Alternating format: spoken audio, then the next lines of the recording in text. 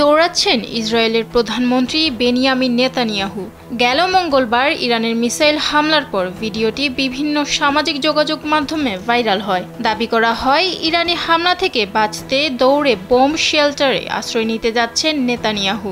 ভিডিওতে দেখা যায় নেতানিয়াহু একটি করিডোর দিয়ে দৌড়ে কোথাও যাচ্ছেন। এই ভিডিওটি শেয়ার করে একজন লিখেছেন, ইরানের জবাবের মুখে ইসরায়েলের প্রধানমন্ত্রী বেনিয়ামিন নেতানিয়াহু একটি বাংকারের ভেতর পালিয়ে যান। তবে এই ভাইরাল ভিডিওটি যাচাই বাছাই করে ভারতীয় সংবাদ মাধ্যম এনডিটিভি জানিয়েছে, ইসরায়েলের প্রধানমন্ত্রী বেনিয়ামিন নেতানিয়াহুর দৌড়ানোর এই ভিডিওটি অন্তত ৩ বছরের পুরনো।